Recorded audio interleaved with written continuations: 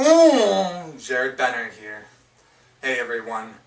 So this season for the Seattle Seahawks, they've had quite a bunch of flaws in their team. They've had some great games with some great victories, but here's where they're flawed. One, which, it's out of their control, but they've had a number of injuries this season that have hurt them. They had Earl Thomas out for 2 weeks, and although he's back now both Richard Sherman and Cam Chancellor from the Legion of Boom are out the rest of the season. So that's definitely going to hurt, but of course you can't help it if you get injured.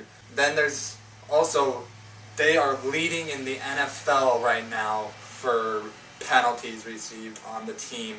All those penalties, setting them back yardages, moving the other team forward. And then you have Blair Walsh, which, in my opinion, if you're going to bring somebody on the team that missed a game decision field goal in a playoff game like you did with the Vikings against the Seahawks, I'm not sure where they were going with bringing him onto the team.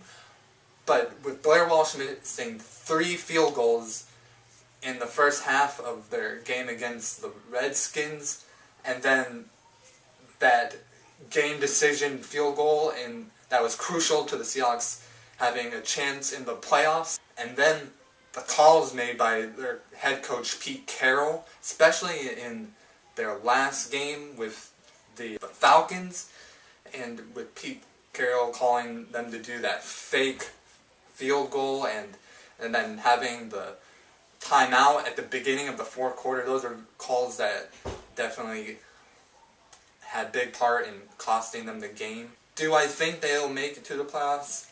I honestly don't think they will. This coming weekend, I feel, is their last chance of having hopes of getting into the playoffs, or having a chance at all getting into playoffs. These two things need to happen this weekend.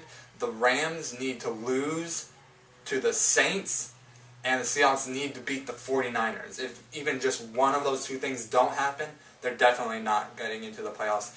Being that they do have to both happen, by both of those happening, that will place the Seahawks back in first place in the NFC West. But they both have to happen. Then once those both happen, at least one of 3 things needs to happen.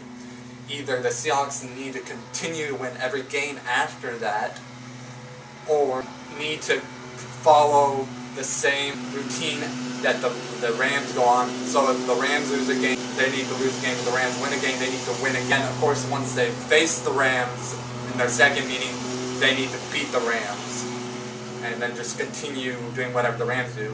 Or the Rams just need to keep losing.